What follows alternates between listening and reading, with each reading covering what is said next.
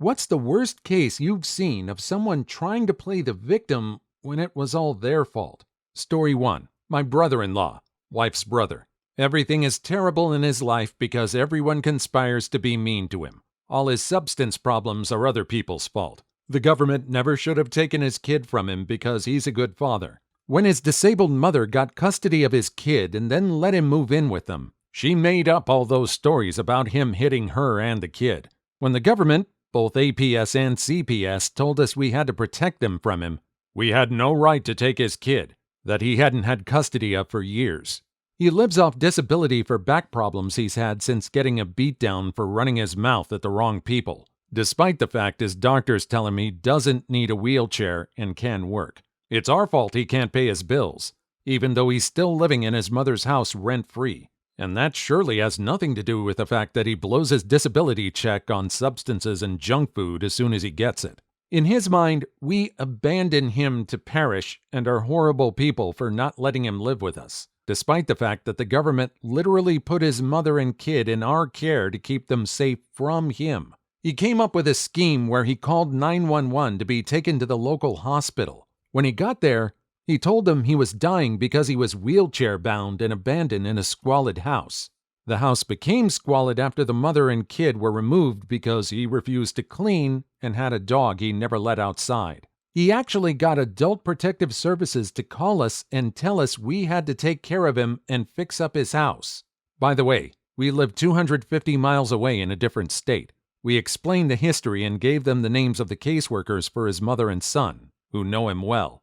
APS confirmed what we told them. When APS told him we didn't agree to let him live with us, he demanded they file a court order to force us to allow him to live in our home. APS told him that wasn't actually a thing that could happen, so he started screaming profanities at everyone in the hospital. She called us from the hospital. We heard him screaming. When the doctors told him again he didn't need a wheelchair, he screamed at them. They discharged him, but he refused to leave on his own, so they sent him home in an ambulance. He refused to get out, so they wound up driving him back to the hospital and leaving him on a gurney in the ER waiting room. After 8 hours, when he still refused to leave, they had security drag him out and dump him in the parking lot. A few weeks later, he's calling us, begging us to pay his bills, and goes off again on how we had no right to take his kid from him and we're terrible people because we refuse to acknowledge what a good father he is. He lives in the rural South. Do you know what it takes for CPS to take your kid in a poor county in the South? We're talking about immediate danger to life. Not only did they do that, and then a judge permanently took away his custody, but then they came back and said the kid and his mother weren't safe in the same house as him, and we stole his kid. I raised my kids. They've graduated and are adults. I have zero desire to raise another kid, let alone one who has significant emotional issues from being abused. But guess what? I am, because I'm not a total piece of poo, and I can't turn my back on them. But in my brother-in-law's eyes, this is all a vast conspiracy to spite him. Epic entitlement right there. How is this person even living? Maybe all the substance abuse has actually rewired his brain to think he's being conspired against. This is such a tragic story. Really tragic for the kid that was involved. I feel glad that the kid has other people to take care of him. Competent people to take care of him. I hope that kid is always safe from this guy. Story 2. I was in line in my car to enter an amusement park. All of a sudden, the car in front of me threw on their reverse lights and backed into me hard. I got out and was talking to the driver, a 17-year-old girl, about what I needed, her driver's license and insurance info. She kept trying to delay giving me the info because she wanted to call her parents first. Fine, no problem. She calls her dad, and as they're talking, she calms down and her face lights up. She turns to me and says loudly and in a snarky tone while holding the phone towards me to get my reaction, "Did I hit you or did you hit me? Because before I backed up, I checked my mirror and my passenger checked hers, and you weren't there. And then all of a sudden we felt a hit." I replied, "Are you implying I rear-ended you?" "I'm not sure, but I think you might have." I point to my car. "Do you see that little thing beside my rearview mirror? That's a dash cam, and it's been recording since I left my house and is currently recording our conversation. Now, if you want to go this route, we can, but the police are going to be notified. Now she starts crying and says on the phone, "No, Dad, he has a dash cam and it's recording everything." Then comes the waterworks. She starts trying to get me to talk to her dad, that he will take care of it, etc., etc. Finally, I got the info out of her and had to get the front end of my car fixed. Too long didn't read? A dash cam saved my butt. Get one. Edit. Since I was called out for posting a fake story, here's a link to the accident. Right around 2:05, you can see her saying, "It's not my fault, okay?" Also, I make a brief appearance. My comment was, well, isn't that just freaking great? This is a textbook definition of a daddy's girl. I have a feeling that Daddy has fixed other problems that she's caused herself. I used to drive for ride-sharing services in the past, and I could never afford a dash cam. I was never in a situation this bad, and I realize now I escaped by the skin of my teeth without having a dash cam. I agree. If you drive, get a dash cam. Story 3. I quit my job and set up my own competing business with my ex-employer after he failed to pay me for 2 months, claiming non-payment from the clients.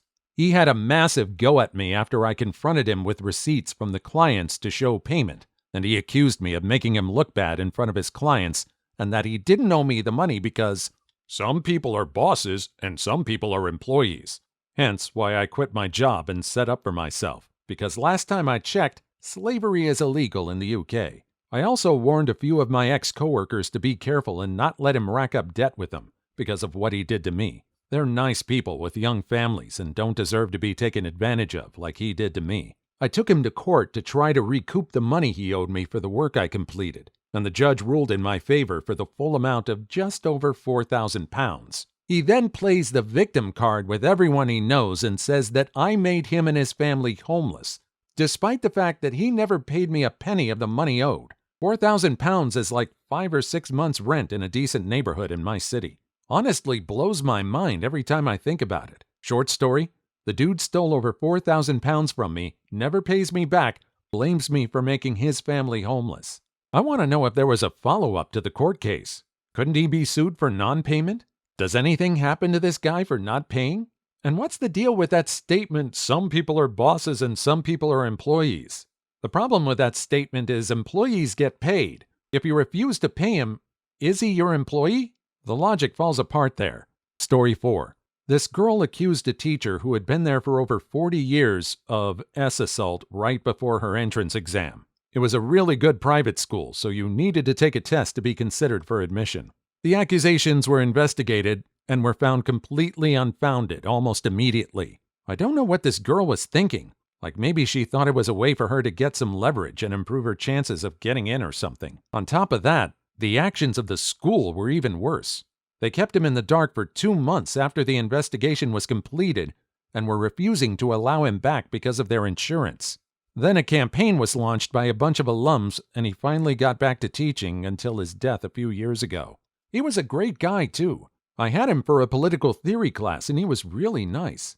He and his wife, aside from having children of their own, took in foster kids all the time, and he did a lot of other volunteer work. Sucks he had to go through all of that just because some teenage girl lied.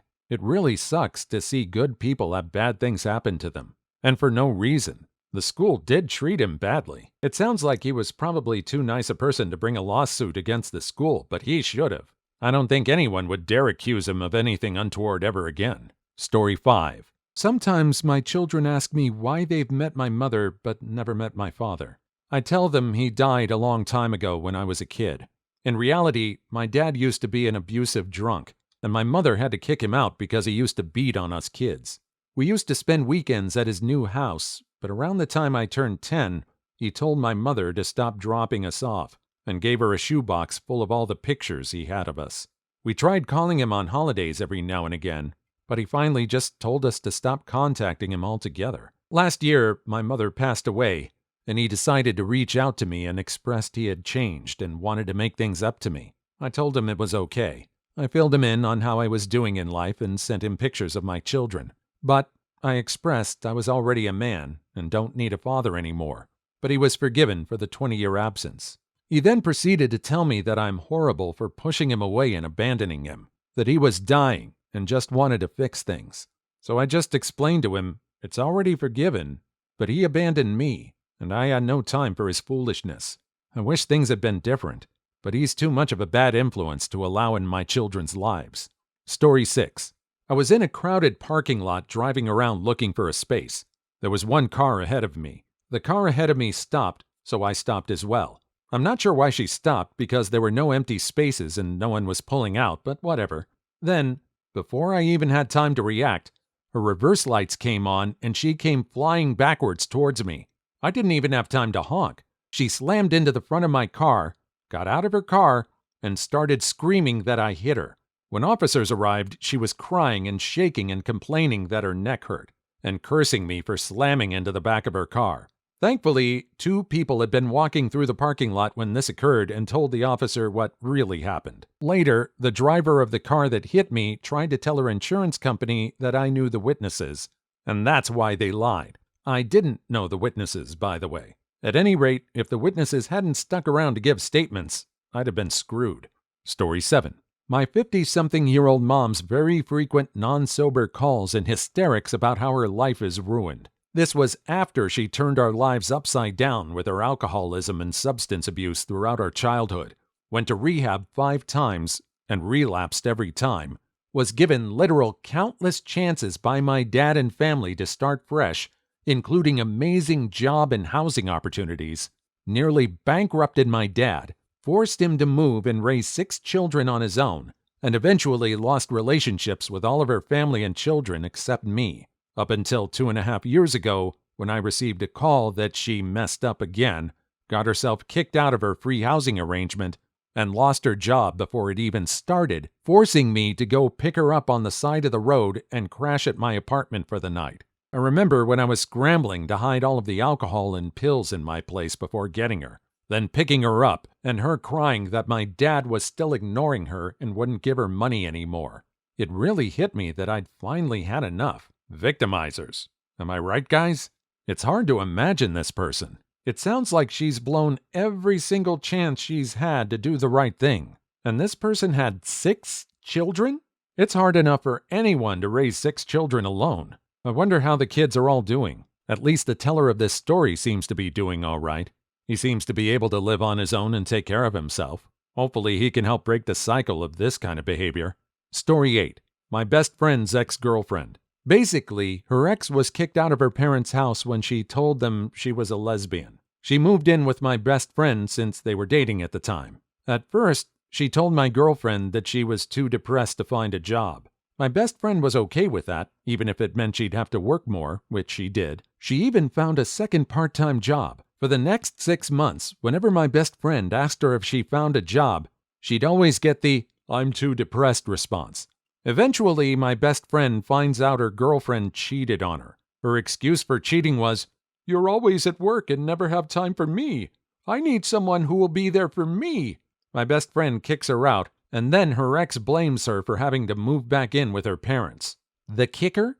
Turns out her parents never really kicked her out.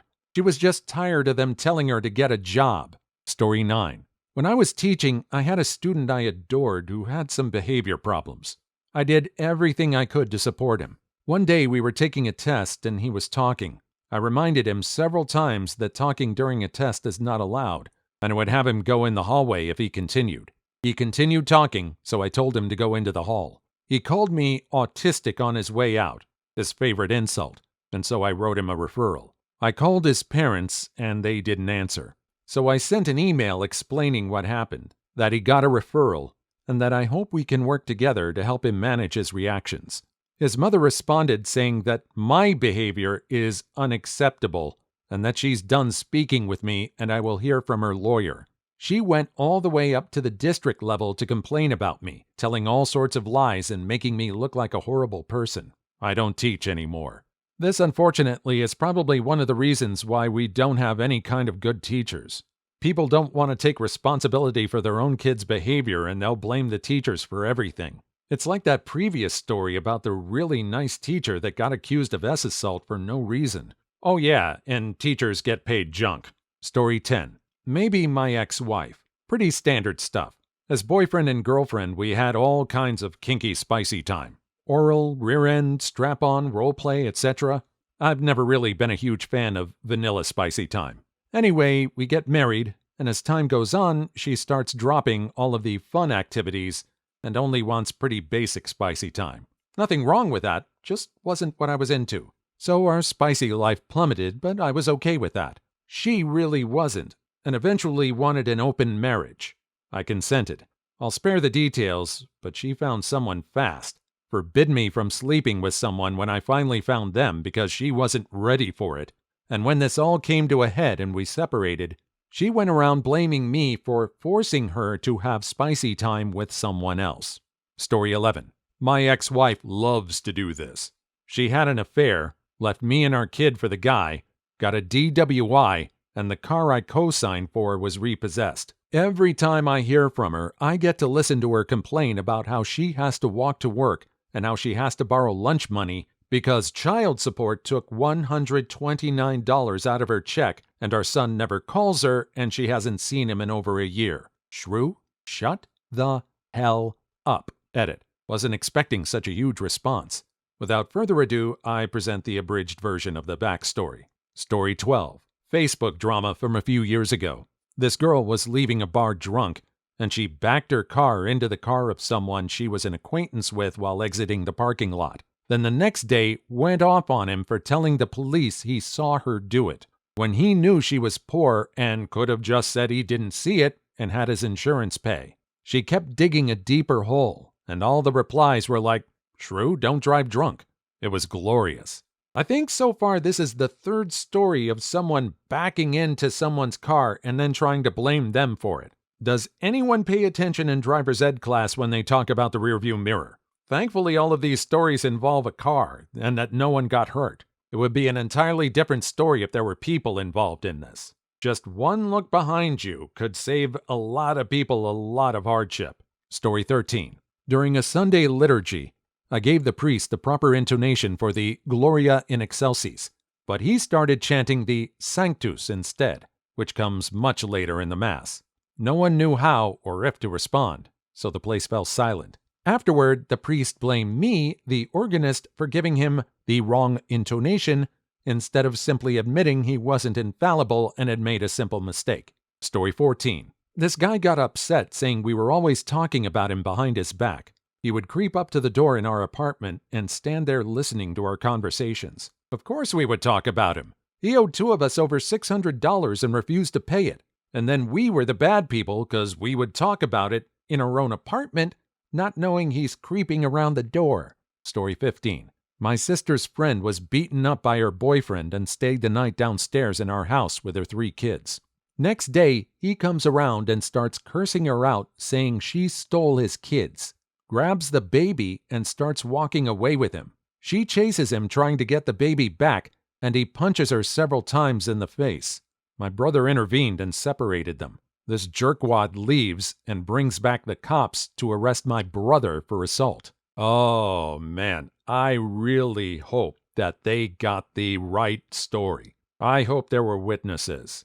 I really want to follow up to this. I really hope this story doesn't end up with this guy got away with lying to the cops. I hope this guy never sees his kids again. Story 16. My mom ruined my courthouse wedding, calling me selfish and made fun of my shoes on my wedding day and made me swear to her that I wouldn't tell our family I was getting married until we had a big ceremony. Then proceeded to go behind my back and tell people anyway. She is now genuinely surprised that I'm upset and going around crying to all my aunts and uncles about how her only daughter will not speak to her. Story 17. Cheaters on rant and off my chest. I'm so torn between these 2 men. Woe is me. Happens repeatedly. One guy victimized himself for catfishing. Claimed it was totally harmless. I believe he was just trying to prove to himself that he isn't a terrible person. Story 18. My friend's sister. She doesn't feed her kids, nor send the oldest one, 7, to school. Her neighbors reported her to the cops, and now she's posting statuses about how cruel people are for separating a mother and her kids. Doesn't feed her kids? At all? Where does she spend her money? Does she even get any money? How many kids does she have? How did the neighbors find out the kids aren't getting fed? Story 19. My ex-girlfriend tried to get me arrested for assault and S-assault. Turns out, it was her boyfriend that she cheated on me with who did it to her. She wanted money, so she blamed me. Story 20. My crazy college girlfriend cheated on me and then blamed me for causing problems in our relationship by being obsessed with the truth as I figured out what happened. Obsessed with the truth. What is her reasoning? Just because the truth is going against you, you think it's okay to shield it from other people? If someone is treating me the wrong way, I hope someone is obsessed with the truth. Story 21. My cat plays with the closet door and sometimes shuts himself in. Then I get an angry cat yowling to get let out and acts like I'm the one that locked him in there. Story 22. My ex cheated on me and I left him. He said he cheated because he felt like he couldn't please me in bed and it made him insecure. Story 23. Does anyone think that the story of Brock Turner might fit in well to this category? Please leave your story in the comments. I would love to make a video on them in the future. Also, don't forget to like and subscribe.